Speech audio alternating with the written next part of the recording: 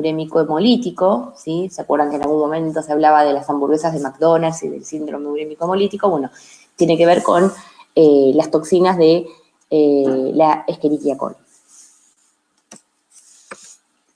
Bien, la intoxicación por estafilococos, bueno, en realidad este es un microorganismo que se encuentra normalmente en la piel y en las mucosas, aproximadamente del 25% de las personas sanas, o sea que es un microorganismo que está normalmente, ¿sí? También se los encuentra en las vacas y otros animales de faena. También se los transmite por polvo, aire y moscas, ¿sí? El problema es que esos microorganismos, ¿sí? Están en el alimento y se reproducen y producen las enterotoxinas, sobre todo cuando no se respeta la cadena de frío. Está, bueno, generalmente presente comúnmente en carnes, panificados y helados. Es una toxina termorresistente, ¿sí? Por lo tanto que una vez que se produce en el alimento no es destruida ni por cocción ni por calentamiento del alimento. El D de la toxina es de 3 horas a 100 grados centígrados o 40 minutos a 120. Y las condiciones de proliferación del Staphylococcus aureus es, puede vivir, digamos, entre temperaturas de 10 a 45 grados centígrados, un pH entre 6,5 y 7,3 y una actividad de aguas de 0,89. ¿Qué sintomatología aparecen cuando nos intoxicamos por estafilococos? Bueno, náuseas, cólicos, vómitos, diarreas, dolores abdominales. En algunos casos, ¿sí? Si hay enfermedades preexistentes, puede ser fatal. Entonces, bueno, generalmente se incuba entre 2 y 4 horas posteriores a la ingesta. Esta enfermedad, el pico, digamos, ocurre entre las 12 y las 24 horas y el tratamiento es sintomático, o sea que en realidad hay que esperar, ¿sí? que pasen todos estos síntomas y se supondría que debería desaparecer solo, ¿sí? Salvo para estos casos particulares con enfermedades preexistentes, que bueno, se puede llegar a complicar bastante, pero si no, por lo general hay que esperar y pasa. Después, el otro es la salmonelosis, que ustedes ya lo deben haber escuchado, que generalmente aparece en el huevo, ¿sí? Que bueno, el microorganismo es la salmonela y se encuentra, en realidad es una bacteria que se encuentra en el tracto intestinal de los animales. Por eso es que es una enfermedad que está es bastante conocida y que se la encuentra en el huevo, ¿sí? Huevos, en realidad también aparece en la carne de cerdo, en los productos derivados, carne de pollo y también derivados. Bueno, en este caso el calor mata rápidamente a la salmonela. Los síntomas comienzan entre 18 y 24 horas luego de la ingesta, también vómitos, cólicos, diarreas son similares a los anteriores y también no requiere tratamiento, sino que es sintomático. Después tenemos el botulismo, ¿sí? Que bueno, también surge por la toxina botulínica del Clostridium botulinum. La toxina no afecta el aspecto o el sabor del alimento, ¿sí? Pero sí es importante saber que cuando una lata, por ejemplo, está abombada, ¿sí? O tiene aire, digamos, en el interior, eso es sinónimo de que tiene toxina botulínica, ¿sí? O sea, estas latas deben ser descartadas automáticamente, ¿sí? Las que están infladas así. Pero bueno, si uno, digamos, prueba esto, en realidad no habría un sabor diferente, pero nos podemos dar cuenta por el hinchamiento del envase. La toxina es una toxina súper termorresistente, muy. De hecho, la esterilización, ¿sí? Que son tratamientos a altísimas temperaturas, elimina el microorganismo, elimina las esporas del microorganismo, pero no elimina las toxinas, o sea que es muy termorresistente. Y bueno, lo que se sabe es que en realidad el medio ácido también controla la producción de la toxina, por eso es que generalmente las conservas se las trata de acidificar, ¿sí? Además de aplicar tratamiento térmico para poder destruir al microorganismo y a las esporas, se lo trata de acidificar. ¿Cómo actúa el botulismo? Bueno, el botulismo va a actuar sobre el sistema nervioso central, provocando parálisis, ¿sí? Bueno, ¿qué síntomas aparecen? Bueno, visión doble, pupilas no reactivas a la luz, boca seca, tórax inmóvil, dificultad respiratoria, parálisis bilateral de los miembros. Bueno, en los casos extremos y muy graves, obviamente hay una muerte por falla respiratoria por la parálisis muscular, ¿sí? En realidad, fíjense que cómo actúa la toxina botulínica. Fíjense que en condiciones normales, si aparece una señal de excitación que viene del sistema nervioso central, ¿sí? Existe la acetilcolina, ¿sí? Que en realidad es un compuesto que induce a la contracción de las fibras musculares. Cuando estamos en presencia de la toxina botulínica, esta lo que hace es bloquear la liberación de la acetilcolina A y por lo tanto inhiben la contracción muscular. Esto es lo que se pone, digamos, muchas veces por estética en la cara, ¿sí? Se aplica la toxina botulínica para evitar, ¿sí? La parte de las patas de gallo de la mujer que se ponen en la cara, ¿sí? En realidad lo que se agrega es la toxina botulínica. Entonces, bueno, lo que justamente es que produce la parálisis muscular de la cara. Y sí tiene un tratamiento que es la antitoxina botulínica, que lo que hace es unirse a la toxina y evita que siga dañando los nervios. Después, bueno, esas fueron las toxinas provenientes de los microorganismos, ¿sí? Ahora aparecen las toxinas fúngicas. Dentro de las toxinas fúngicas tenemos la Amanita phalloides, ¿sí? Que en realidad es una especie muy común de un hongo, pero que están en las regiones de clima muy templado del hemisferio norte y, bueno, generalmente lleva a la muerte y se lo conoce como el hongo de la muerte. Las toxinas que produce son las amatoxinas y las falotoxinas. Bueno, también es una enfermedad que presenta 3 etapas. Dolor abdominal, cólicos entre las 6 y las 18 horas después de la ingesta. Después parece como que hay una mejora y después en el estadio final, bueno, que pueden producirse fallas renales y o hepáticas. Y también, bueno, tiene también tratamiento, ¿sí? Que es una antitoxina en la primera etapa para neutralizar la toxina.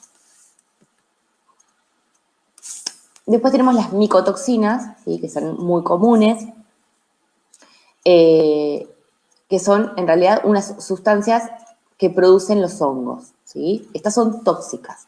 Después también los hongos tenemos que, bueno, producen un sinfín de sustancias deseables, ¿sí? Por ejemplo, las que ocurren durante la fermentación.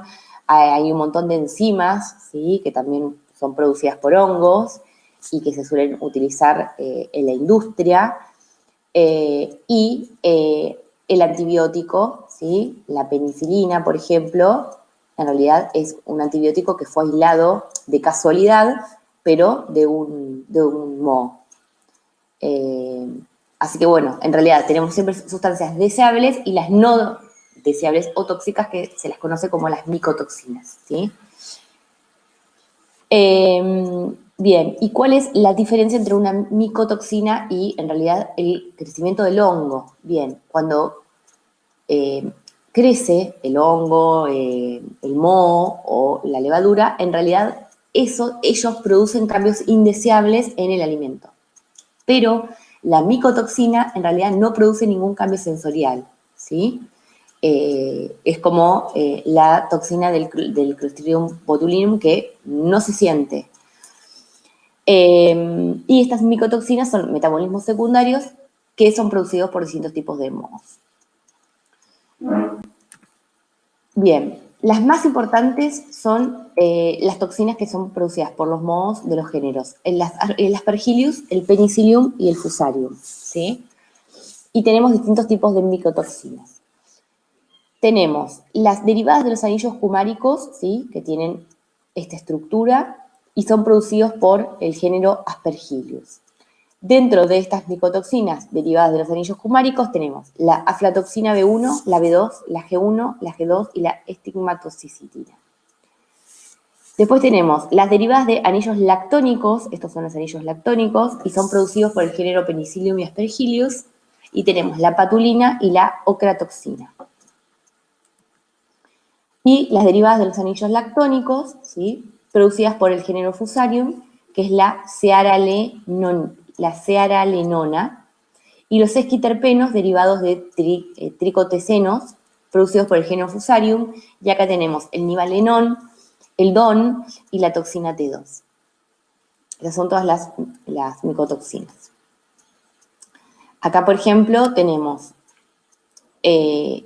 la clasificación según lo que producen, ¿sí? Entonces, algunas son hepatotóxicas o hepatocarcinogénicas que atacan el hígado, ¿sí? Y tenemos estas. Después tenemos las nefrotóxicas que atacan los riñones, las neurotóxicas, ¿sí? El cerebro. Bueno, algunas que generan efectos sobre el sistema gastrointestinal, con efecto estrogénico, ¿sí? De los estrógenos, hemorrágicos y leucopénicos. Entonces, bueno, acá tenemos cada una de las micotoxinas clasificadas en función de la patología. Dentro de las micotoxinas, ¿sí? Principalmente tenemos las aflatoxinas, que son un tipo de micotoxinas producidos por el Aspergillus, ¿sí? Principalmente el Aspergillus flavus. Generalmente proliferan en muchos alimentos, pero principalmente proliferan en el maní, en el maíz, semillas de algodón, frutos secos y cereales. ¿Vieron cuando el choclo está así? Estas son las aflatoxinas, ¿sí? Bueno, el Aspergillus flavus, bueno, puede proliferar en alimentos con una actividad de agua superior a 0,85. La temperatura de producción máxima está cerca de los 27 grados centígrados, ¿sí? Por eso es que se suele producir cuando muchos de los cereales son almacenados en los silos, ¿sí? Que, bueno, ahí tenemos temperaturas más altas y generalmente se produce la proliferación de este tipo de hongos, porque a temperaturas más bajas no se producen aflatoxinas, ¿sí? Tenemos 13 tipos diferentes de aflatoxinas, y las más importantes en realidad son estas que vamos a ver. La B1, ¿sí? Es la más tóxica y es la producida por el Aspergillus flavus y el Parasiticus. Después la G1 y la G2, que son producidos solamente por el Parasiticus, y la B2, que es producida también por el Parasiticus, ¿sí? Acá tenemos los cultivos más afectados, ¿sí? Cereales, oleaginosas, legumbres, también en algunas especias y árboles se los puede encontrar. Y acá tenemos las distintas aflatoxinas, ¿sí? Fíjense que en función de la toxicidad y carcinogenicidad tenemos la B1, ¿sí? Que es la más tóxica. Después le siguen la G1, la B2 y la G2. Y acá están clasificadas, ¿sí? En función de, bueno, no clasificadas, sino, bueno, que tenemos la micotoxina, la aflatoxina, y tenemos la ingesta diaria tolerable, ¿sí? En microgramos por kilo de peso vivo por día. Fíjense que la B1, ¿sí? Es la más tóxica, ¿sí? Las aflatoxinas entonces son compuestos policíclicos del bifurano, ¿sí? Fíjense por la estructura, son liposolubles, ¿sí? Y por lo tanto, no se destruyen en las condiciones normales de cocción. Bueno, desde 1981 que la Organización Mundial de la Salud listó, o sea, marca que la aflatoxina B1 es un poderoso cancerígeno y principalmente en el hombre lo que produce es problemas hepatotóxicos y hepatocarcinogénicos. Estamos hablando de la aflatoxina B1, ¿sí? Y este es el Aspergillus flavus, para que lo vean cómo se lo ve en el microscopio electrónico, ¿sí? Parece como una flor. Pero bueno, produce estas aflatoxinas altamente tóxicas. Eso con respecto, en realidad, de las toxinas de los hongos, ¿sí? Estas son las más importantes, que son las aflatoxinas dentro de las micotoxinas. Y después teníamos las generadas por microorganismos. Después tenemos otro tipo de toxinas, que son las toxinas que provienen y que son de origen vegetal. Dentro de las toxinas vegetales tenemos primero los glicoalcaloides, que los principales son las solaninas y la chacoína. Son dos alcaloides que están en papas, ¿sí?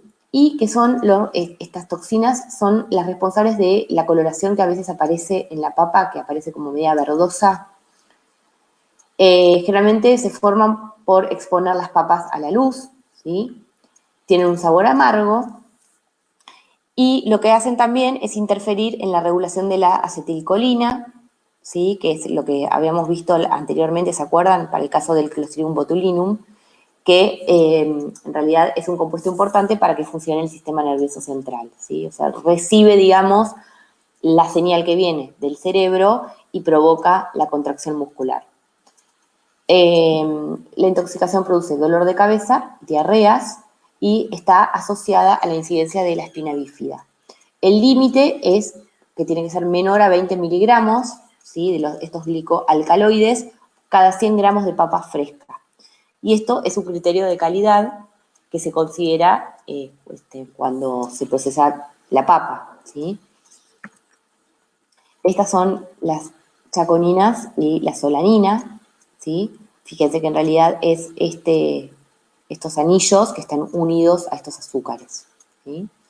Y en el caso de la papa, fíjense que aparecen estas zonas de un color verde, ¿sí? Claro, o también aparecen así como estos crecimientos, ¿sí? También verdes. Cuando pasa esto, bien, o hay que descartar la papa si es prácticamente total, o hay que cortarlo, ¿sí? y descartarlo. Otro tipo de toxina vegetal es la presencia de los glucósidos cianogénicos. Estos ya los vimos en la parte de sabor y aroma. Son compuestos que son metabolitos secundarios que surgen como mecanismo de defensa, ¿sí? Y los sintetizan justamente las plantas contra los predadores de los vegetales. Estas sustancias lo que tienen es cianuro, ¿sí? Lo que pasa es que, bueno, mientras está en la planta no pasa nada porque está unido el cianuro, pero en realidad es como que la idea es que cuando la planta sufre alguna alteración, por ejemplo, física o un corte o hay algún predador que la quiere comer, lo que ocurre es que el tejido se rompe, entran en contacto ciertas enzimas con estos glucósidos cianogénicos y el cianuro se libera, ¿sí? Entonces, por eso es que se transforma en tóxico cuando las enzimas entran en contacto con el glucósido. Hay aproximadamente 100 especies que contienen glucósidos cianogénicos, ¿sí? Lo que pasa es, bueno, generalmente las especies tienen los glucósidos y las enzimas que liberan el cianuro. El cianuro es tóxico y actúa a nivel de la citocromo oxidasa, inhibiendo la cadena respiratoria. Acá tienen el DL50, ¿sí? Que es entre 0,5 y 3,5 miligramos por kilo. ¿Dónde se encuentra? Se encuentran en semillas, carozos de almendras, duraznos, cerezas, también en porotos de soja, bambú, bueno, yuca y en los frijoles. ¿Qué es lo que ocurre con los glucósidos cianogénicos? Bien, un glucósido cianogénico tiene esta estructura, ¿sí? Es un carbono unido a dos sustituyentes, oxígeno y después viene un azúcar y acá el cianuro. Fíjense que acá tenemos, por ejemplo, la cianohidrina, ¿sí? Que es un tipo de glucósido cianogénico, que tenemos el carbono con los dos sustituyentes, acá unidos al cianuro, y acá tenemos el enlace glucosídico con la de glucosa. Otro compuesto es la linamarina, ¿sí? Que es este glucósido cianogénico. Entonces, lo que ocurre es que Muchas veces cuando se expone, ¿sí? Actúa una enzima, que es una beta-glucosidasa, en este caso particular sobre la lina marina, es una lina marasa, que lo que hace es cortar este enlace glicosílico y por lo tanto libera la estructura del glucósido, ¿sí? Y después actúa una liasa, que es una enzima que lo que hace es cortar acá y por lo tanto libera el ácido cianhídrico y se libera el cianuro. Obviamente, en condiciones normales de la planta, esto ocurre porque hay algún insecto que por ahí o algún, digamos, animal que muerde la planta.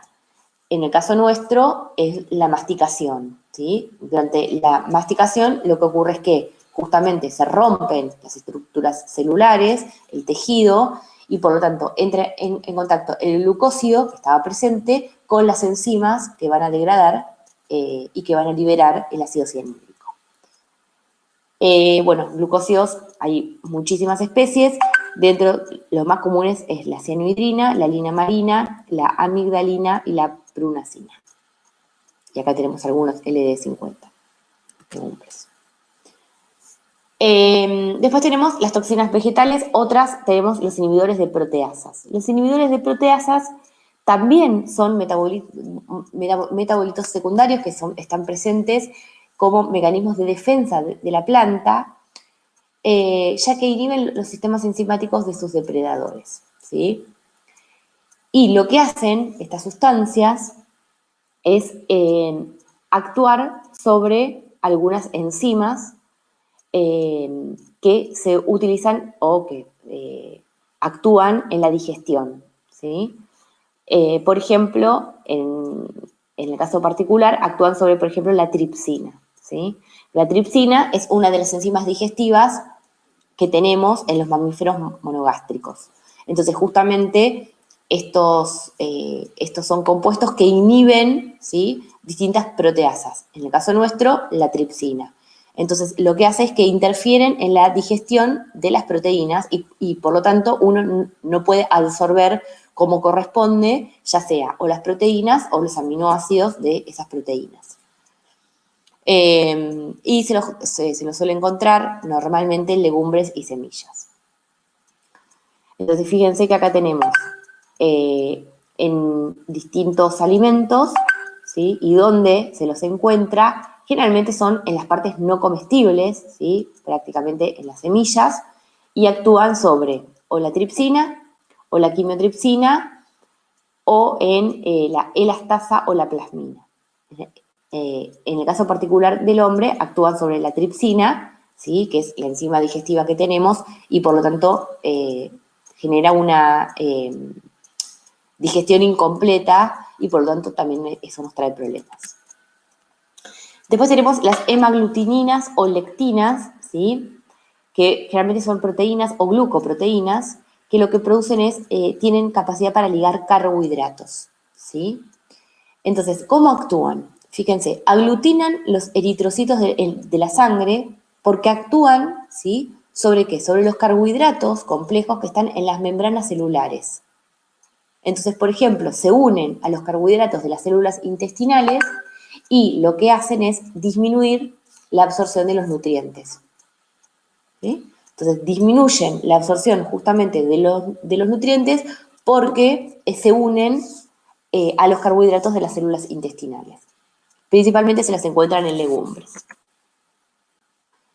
Y después tenemos las saponinas, ¿sí?, que son un grupo de glucósidos oleosos que son solubles en agua y producen espuma. No sé si han visto que muchas veces se las pone en remojo. Algunos, por ejemplo, la soja se la pone en remojo y larga como una espuma. Bueno, esa espuma es la saponina. ¿Qué pasa? Como justamente son sustancias solubles en agua, se las pone en remojo y esa sustancia directamente pasa al agua y, bueno, se la puede eliminar. Son glucósidos amargos, producen erupciones cutáneas, diarreas, vómitos, bueno, y disminuyen la absorción del hierro. O sea que actúan como antinutriente. Y acá tienen, fíjense, distintas plantas y el contenido de las saponinas. Después tenemos el ácido fítico, ¿sí? Que se encuentra bueno, en cereales, sojas, zanahorias y forma un complejo fitato mineral proteína. Y este complejo en realidad inhibe la acción de la gastroferrina, que es un compuesto que regula la absorción del calcio, del magnesio, del fósforo y del zinc en el intestino. Se lo encuentra generalmente en las nueces. Y después tenemos otros compuestos, también de origen vegetal, que tienen un efecto estimulante, porque actúan justamente en el sistema nervioso central, que son la cafeína, ¿sí? Que aparece de manera abundante en el café, pero bueno, también se la puede encontrar en el chocolate y en el té. La teofilina, ¿sí? O también conocida como la teína, y la teobromina. Son todos alcaloides derivados de la xantina. Esa es la xantina, ¿sí? Y derivados tenemos la cafeína, la teofilina y la teobromina. Bien, fíjense para que tengan una idea, ¿sí? De las principales bebidas estimulantes, el contenido de cafeína que tienen. Fíjense, una taza de café de filtro tiene un contenido de cafeína aproximadamente de 103, ¿sí? Miligramos por ración. El café descafeinado, fíjense que prácticamente baja 2, ¿sí? El té negro, que tiene cafeína, pero también tiene teofilina, ¿sí? Tiene aproximadamente 36, esto como para que lo vayan comparando. Una taza de leche con chocolate, 6. Bueno, esto es 28 gramos de chocolate, ¿sí? Tienen entre 8 y 20. Una lata de Coca-Cola, ¿sí? También tiene aproximadamente 40, porque tiene cafeína y tiene teobromina. Y la lata de guaraná, que también tiene cafeína, que tiene una alta concentración, fíjense que tiene 85.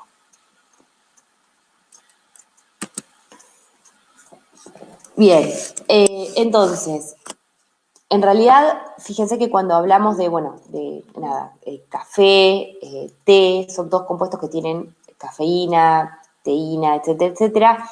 Y después, ustedes conocen el Red Bull, ¿sí? Bueno, u otros, digamos, energizantes. Fíjense lo que tienen. Tienen, bueno, carbohidratos, minerales, ¿sí?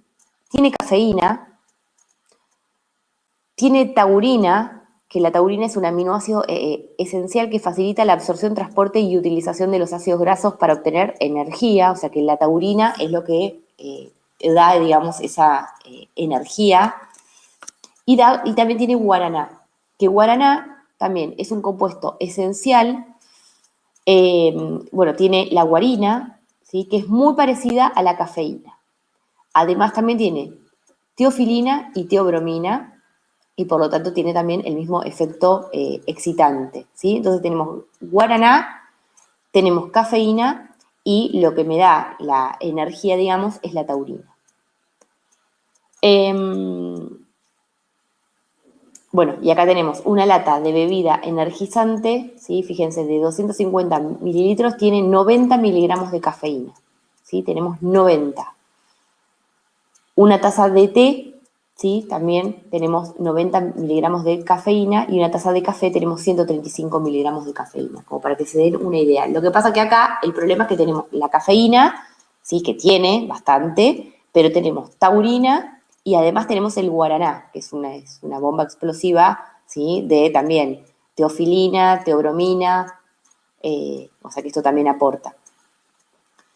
Y acá tenemos, bueno, los distintos efectos y cómo es que el café, ¿sí? Generalmente te despierta, cómo afecta, ¿sí? Al estómago, lo que pasa en la sangre, el corazón, que aumenta el pulso, el cerebro, etcétera, etcétera.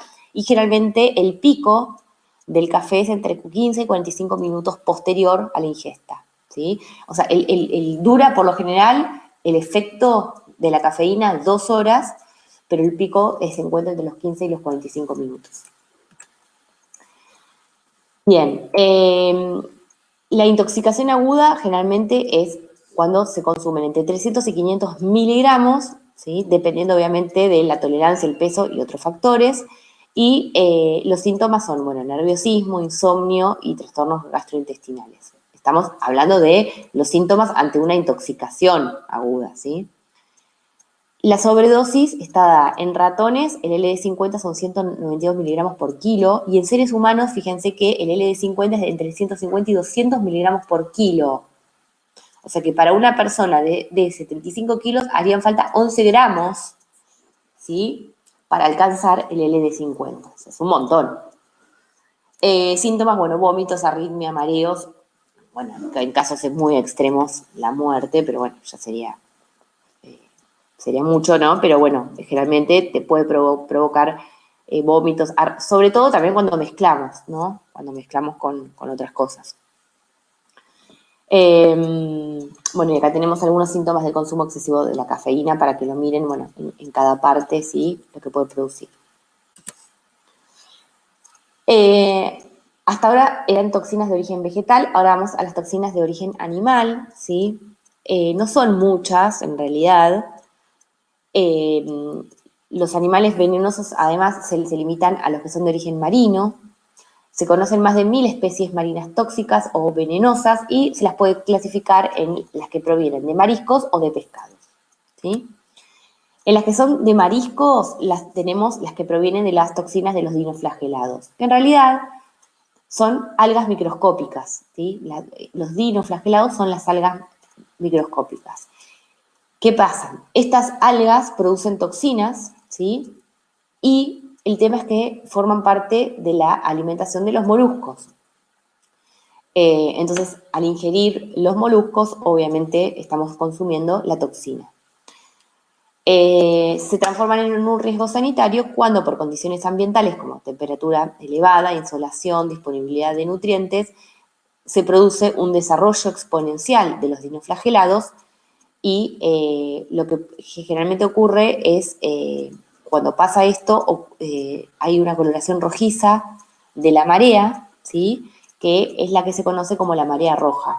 Vieron que últimamente ha habido marea roja que tiene que ver con esto, con un crecimiento exponencial de los dinoflagelados. Y por lo tanto, los moluscos ingieren estos dinoflagelados que producen esta toxina. Estas toxinas de la marea roja son termoestables, por lo tanto no son eliminados por el calor. En realidad, algo de la toxina en realidad disminuye algo de la toxicidad, pero no por efecto del calor, sino porque son hidrosolubles y por lo tanto pasan al líquido de la cocción y producen la intoxicación paralítica de los moluscos, ¿sí? O sea, justamente causan la parálisis respiratoria, ¿sí? Y las toxinas más conocidas son las saxitoxinas y las goniautoxinas. Y son producidas por los dinoflagelados del género Alexandrium y Gymnodinium. Estos son los dinoflagelados, ¿sí? Tienen al microscopio, ¿sí? Se ven así.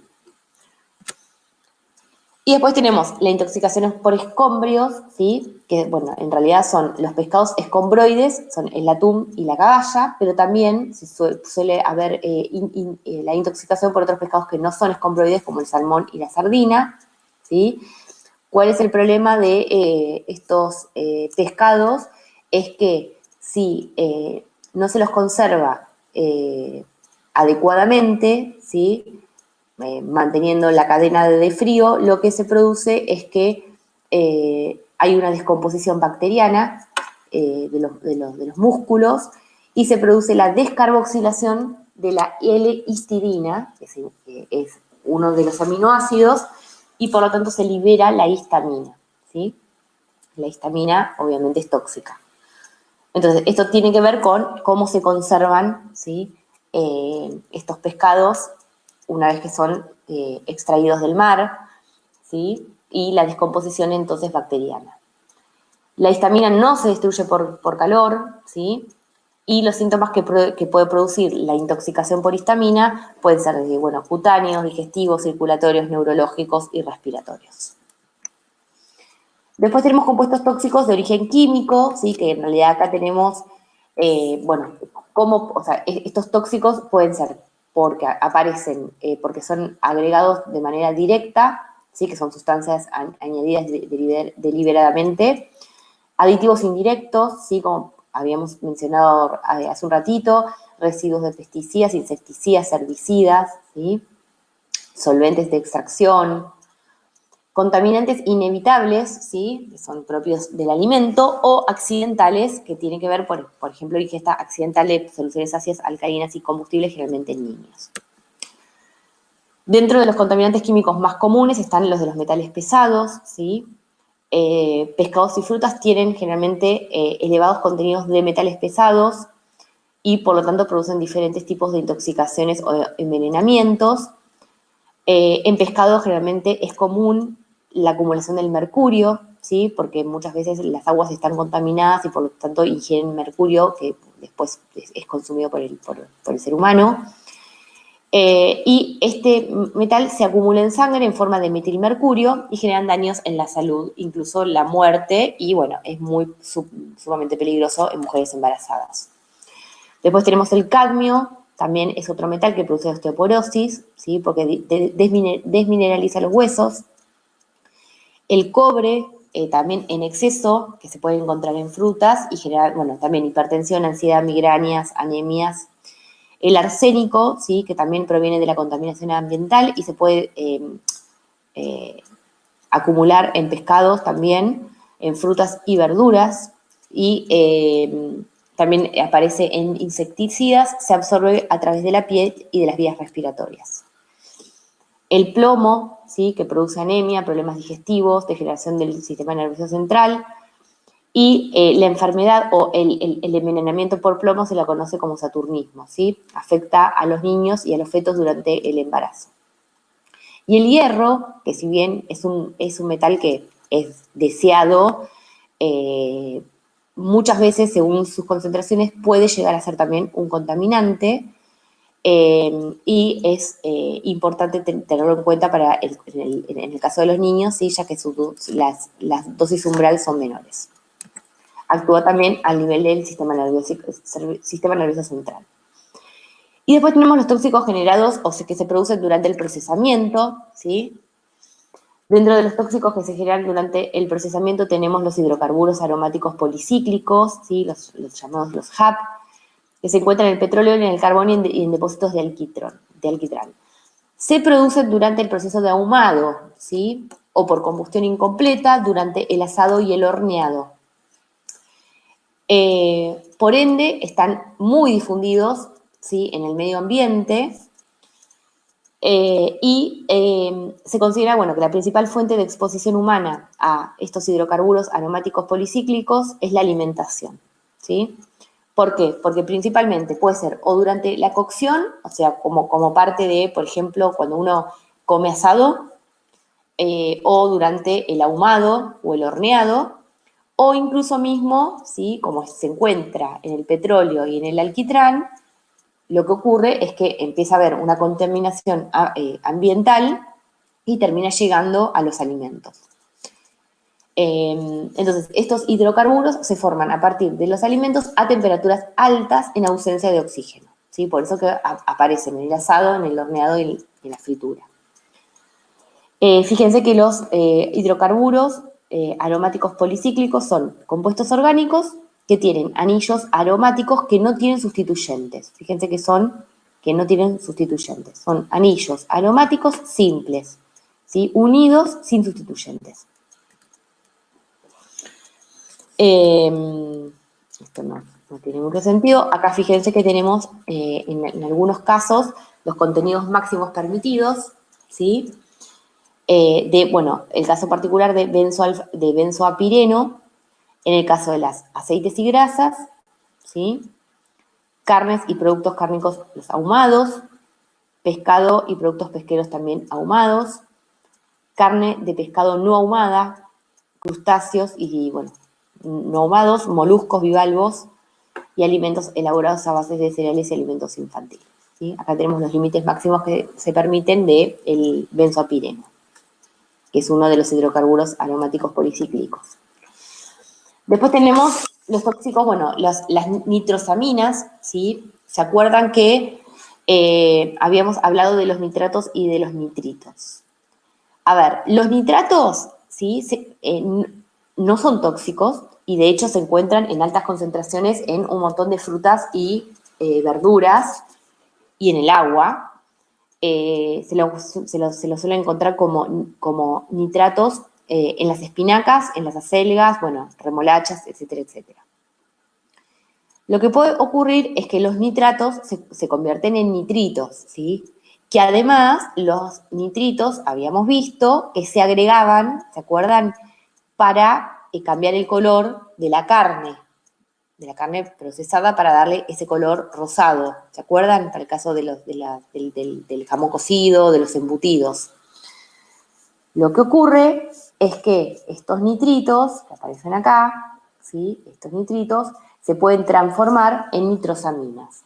¿Cómo reaccionaban, se acuerdan, con las aminas y formaban las nitrosaminas? Estas sí son cancerígenas, ¿sí? Y en el caso particular, por ejemplo, de los niños, lo que ocurre es que los nitritos oxidan la hemoglobina de la sangre, ¿sí? A metahemoglobina. O sea, oxidan de hierro más 2 a hierro más 3. Lo que ocurre es que la metahemoglobina, ¿sí?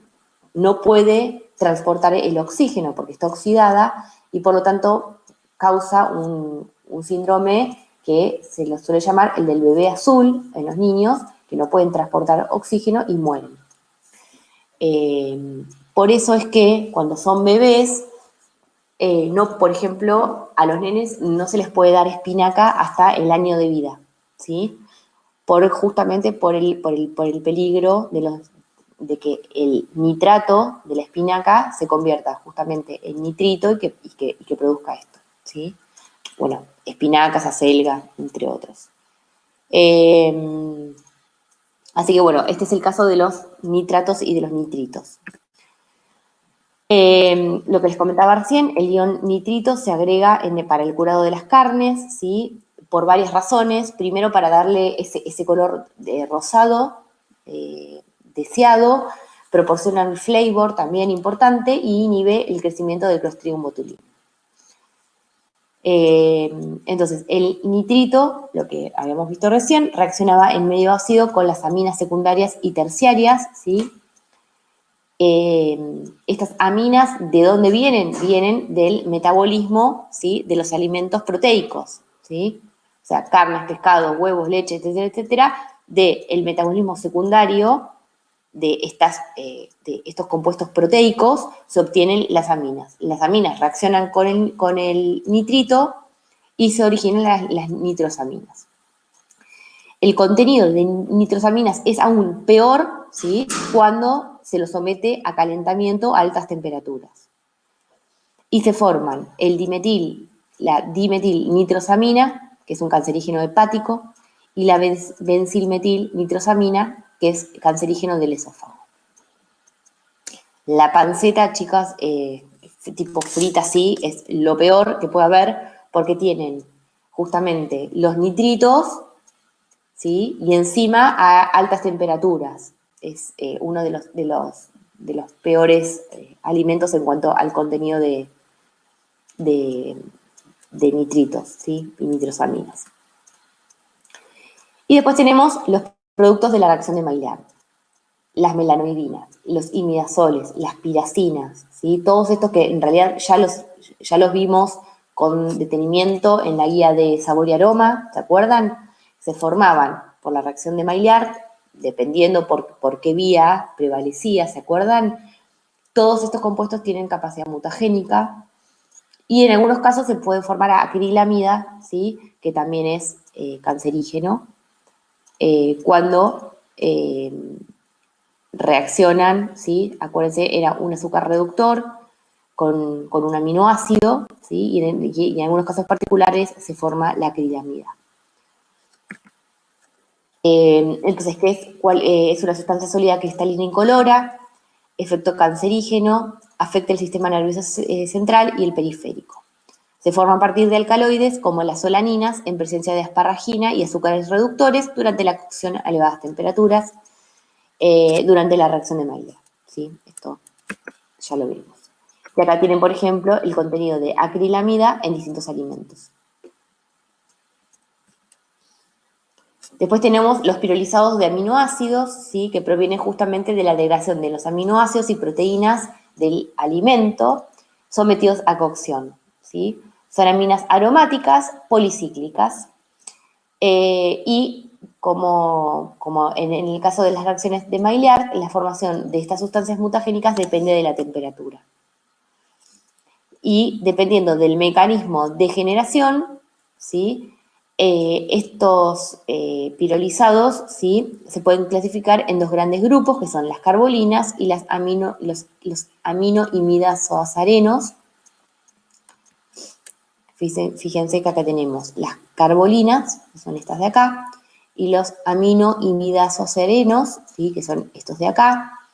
Las carbolinas se forman a temperaturas mayores de 300 grados centígrados por la pirólisis de aminoácidos o proteínas. Y bueno, y acá tenemos, estas aminas contienen en su estructura los grupos piridoindol, ¿sí? En los casos de la TRP1, TRPP2, etcétera, etcétera, o piridoimidazol.